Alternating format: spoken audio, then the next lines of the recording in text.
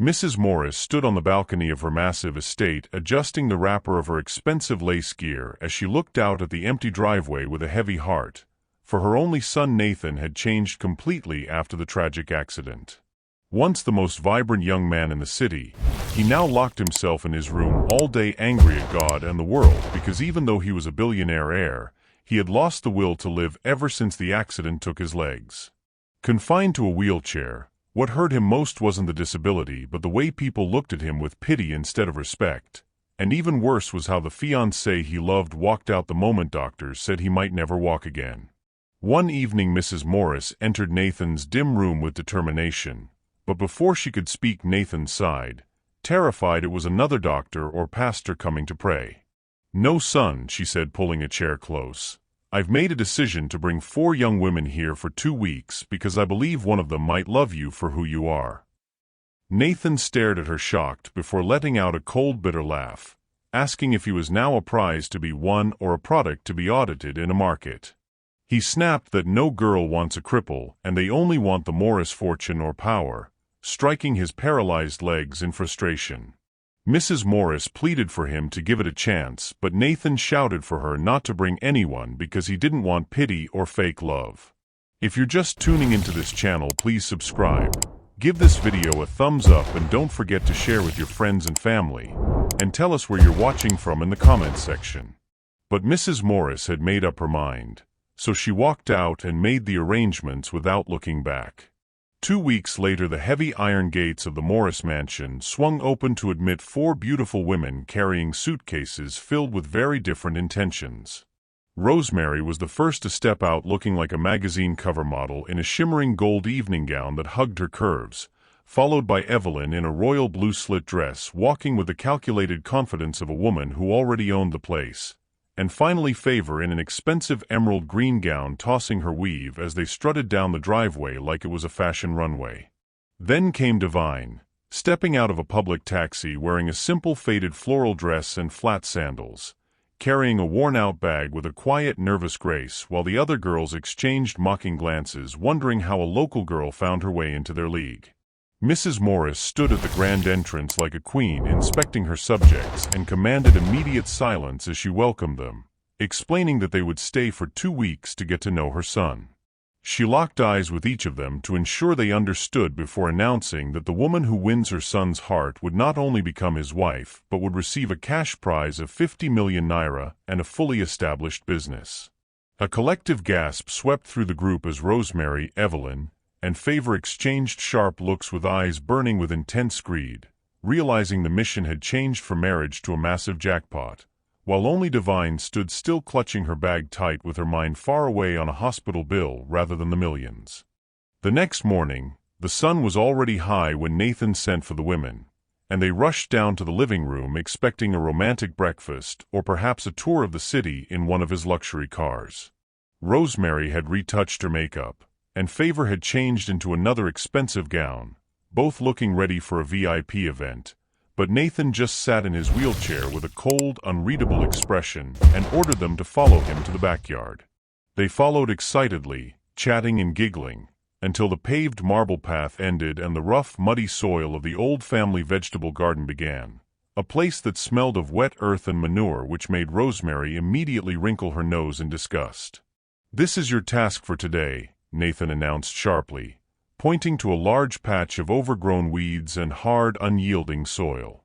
"Every woman who wants to bear the Morris name must understand the value of hard work and where our food comes from, so I want this portion cleared and cultivated before noon." The silence that followed was heavy and awkward until Rosemary broke it with a high-pitched scream, looking at her freshly manicured hands in horror and shouting that she couldn't possibly touch dirt because her nails cost more than a worker's monthly salary. Favor was equally furious, stepping back aggressively to protect her designer shoes and yelling that she didn't come to a billionaire's house to suffer like a village peasant, refusing to ruin her expensive dress for such a useless, disrespectful test. While they stood there complaining and cursing the mad cripple under their breath, Divine said absolutely nothing. She simply sighed softly, bent down to unbuckle her sandals, and stepped into the cool mud with her bare feet, indifferent to the mess. She didn't look at the other girls or seek Nathan's approval. She just grabbed the hoe and began to work with a steady, practiced rhythm, the sweat soon glistening on her forehead as she turned the soil. Up on the balcony, hidden behind the heavy velvet curtains, Mrs. Morris watched the scene unfold with keen eyes, and for the first time since the accident, a small, genuine smile touched her lips as she nodded in silent respect at the one girl who wasn't afraid to get her hands dirty. The exhaustion from the muddy farm work was far too much for Rosemary and Favor, who believed their manicured hands were made for counting money and not for digging cassava, so they decided that night to bypass the suffering and secure the ring through the power of seduction. Convinced that a man in a wheelchair would be desperate for any female attention, they dressed in their most revealing silk nightwear that left absolutely nothing to the imagination and tiptoed into Nathan's private quarters while the rest of the house slept. They found him reading by the window, and without shame, Favor sat boldly on the arm of his wheelchair, whispering sweet nonsense about how a man of his status needed special care rather than stress, while Rosemary leaned in close, trying to massage his shoulders with fake concern. But instead of the desire they expected to see in his eyes, Nathan looked at them with pure, unmasked disgust, recoiling from their touch as if they were poisonous snakes. He asked them if they thought he was so pathetic and lonely that he would trade his dignity for their cheap display of flesh, shouting that their beauty was empty because their characters were rotten to the core. Before they could even attempt to defend their shameful actions, the door swung open and Mrs. Morris stood there like an angry thundercloud, her eyes blazing with fury because she had been watching their movements on the security monitors. She didn't waste words on long lectures but immediately clapped her hands for the guards, declaring that her house was a respectable home and not a brothel for desperate gold diggers who lacked self-respect. Despite their loud crying and begging to be given a second chance, Mrs. Morris was immovable in her judgment and ordered them to be removed instantly. Their designer suitcases were tossed unceremoniously out of the big black gate into the cold night, leaving them stranded on the dusty street with nothing but their shame and their expensive nightgowns, while the heavy iron gate slammed shut behind them, signaling the abrupt end of their road to the millions. With Rosemary and Favor gone, the mansion fell into a dangerous silence, leaving only two women standing, and Evelyn knew she couldn't beat Divine's hard work, so she decided to use a sharper weapon, deceit. That evening she knocked on Divine's door with a bottle of expensive wine and 2 glasses, wearing a smile that didn't reach her eyes. "Let us celebrate, my sister," Evelyn cooed, sitting on the bed and claiming she just wanted to toast to their survival in the house because they were the last ones left. Divine, innocent and trusting, hesitated because she wasn't used to strong drink, but Evelyn insisted, calling her boring and local until Divine finally took a sip, then another, not seeing the trap being set before her. As the wine loosened Divine's tongue and made her head spin, Evelyn slyly pulled out her phone and hit record, leaning in close to ask in a whisper, "Tell me the truth, Divine, why did you really come here?" Divine, her eyes heavy and her guard down, mumbled, slurring her words, "I came for the money. I really need the money," thinking only of her dying brother and the surgery he needed. Evelyn stopped the recording immediately before Divine could explain why she needed it, capturing only the damning confession that made her sound like a gold digger. The next morning, while Divine slept off her headache, Evelyn marched to the main living room where Mrs. Morris sat reading her Bible. With a face full of fake sadness, Evelyn sighed deeply and said, "Mama, I didn't want to do this, but you need to know who you are letting into your son's life." She pressed play on her phone, and Mrs. Morris's face turned to stone as she heard the girl she was beginning to trust say the one thing she feared most, "I came for the money."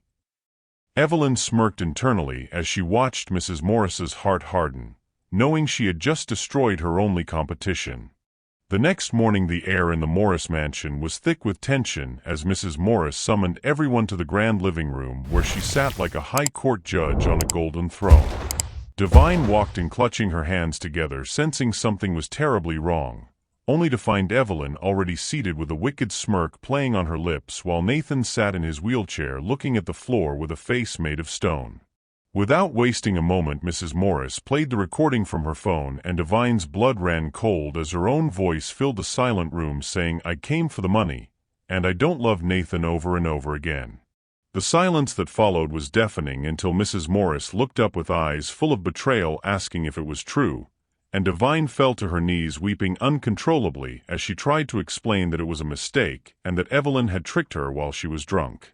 She looked at Nathan with tears streaming down her face and confessed that yes, she had come for the money initially because her brother was dying and needed surgery abroad, but she swore on her life that everything had changed during her stay and she had truly fallen in love with the man behind the wheelchair. She begged him to believe her, reaching out to touch his hand, but Nathan pulled away, sharply looking at her with eyes full of pain and disappointment.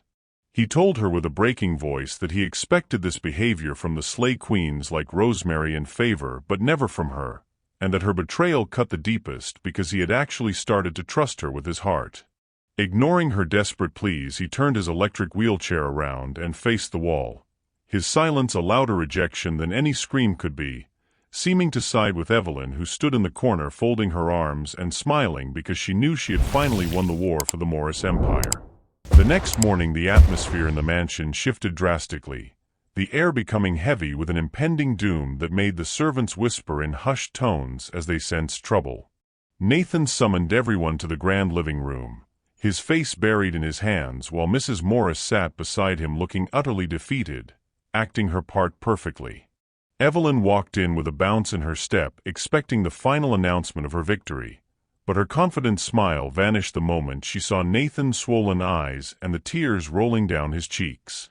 He lifted his head slowly, his voice shaking with raw emotion as he dropped the bombshell that shattered the silence, confessing that his trusted business partners had betrayed him and disappeared with billions of naira. He revealed that he had used the mansion as collateral for the deal, and now the bank was coming to seize everything, leaving him with absolutely nothing but his debts. Evelyn froze in her tracks, her eyes widening in horror, not for Nathan's pain but for the luxury she had just lost. "Gone!" she shrieked, her voice cracking as the reality set in. "You mean there is number 50 million? No business? No mansion?" When Nathan shook his head, confirming he was now a pauper, the mask of the loving fiancé fell instantly and shattered on the floor. Evelyn hissed in disgust, stepping back as if his poverty was a contagious disease she needed to avoid. She shouted that she could not bind her bright destiny to a crippled man who had nothing but bad luck, declaring she was too beautiful to suffer before turning on her heels and storming upstairs to pack her bags with the speed of a thief. The room fell into a stunned silence, leaving only the sound of Nathan's ragged breathing echoing off the walls. Slowly, Devine walked toward him, ignoring Mrs. Morris's watchful gaze and the shame of the situation. She didn't run or complain. Instead, she knelt beside his wheelchair and took his trembling hands in hers, looking him directly in the eyes. "It will be okay," she whispered, her voice steady and sincere amidst the chaos. "I have some savings in the village, and I am not afraid of hard work. We can start small, Nathan. As long as you have life, you have hope, and I am not going anywhere." Nathan looked at her, searching deep into her soul for a trace of a lie, but found only pure, unshakable loyalty. That night the mansion was dead silent as Evelyn sat on the edge of her bed with a wicked plan forming in her mind because she refused to walk away a loser after wasting 2 weeks pretending to love a cripple. Since Nathan claimed to be broke, she decided to take her own severance package by force, remembering the heavy box of pure gold jewelry Mrs. Morris kept in her master bedroom, which was worth millions. Dressed in all black like a thief in the night, she tiptoed through the dark hallway while the house slept, her heart pounding against her chest as she slipped into Mrs. Morris's room and located the velvet box. With shaky, greedy hands, she emptied the heavy gold necklaces, expensive bangles, and coral beads into her travel bag, zipping it up with a sinister smile because she believed she had outsmarted everyone. She dragged the heavy bag quietly toward the back gate, hoping to vanish into the darkness before dawn, sweating profusely even in the cool night air because she knew this stolen gold was her ticket to a soft life abroad. She reached the metal gate and thought she was finally free to escape her poverty, but suddenly a bright flashlight blinded her eyes and a deep voice commanded her to stop immediately. It was the head security guard standing there with his arms crossed blocking her path, And though Evelyn tried to fake a smile and lie that she was just going to visit a sick aunt, even trying to bring out money to bribe him, the man refused to move an inch. Before she could beg further, the floodlights in the compound suddenly turned on and Mrs. Morris stepped out from the shadows with a look of pure disappointment, asking calmly, "Where are you going with my jewelry, Evelyn?" Proving she had been waiting for the snake to strike all along. Evelyn was dragged back into the opulent living room by the uniformed guards, her heels scraping against the marble floor as she screamed for mercy, but her voice died in her throat when she saw Nathan waiting for her with a cold, unyielding smile. Mrs. Morris stood beside him holding the recovered jewelry box like a weapon of judgment, shaking her head at the disgrace standing before her. Nathan looked Evelyn deep in the eyes and broke the silence, revealing that the bankruptcy, the debt, and the village enemies were all a lie created to test the darkness of her heart. Evelyn gasped, her face draining of color as she realized the billions were still intact, but the true shock came when Nathan gripped the armrests of his wheelchair and slowly, painfully, but steadily pushed himself up. He stood tall and strong, his legs supporting him fully as he took confident steps toward a terrified Evelyn who fell to her knees in disbelief, realizing he had been healing in secret all along. "You wanted a cripple's money, but you despised the man," Nathan said with a voice like thunder, ordering the guards to throw her out of his gates forever. Evelyn was tossed out into the cold night with nothing but her shame, leaving the mansion peaceful once more. Turning to a stunned Divine who was weeping silently in the corner, Nathan wiped her tears and apologized for the extreme test, promising that she would never suffer again. He knelt on one knee right there in the center of the room and asked the woman who loved him when he had nothing to be his wife, and she cried out a joyful yes. True to his word, Nathan immediately flew Divine's sick brother abroad for the surgery that saved his life, and months later the city stood still for their grand wedding. Their happiness was made complete a year later when Divine gave birth to a beautiful baby girl they named Miracle, a living symbol that patience and a pure heart will always win in the end.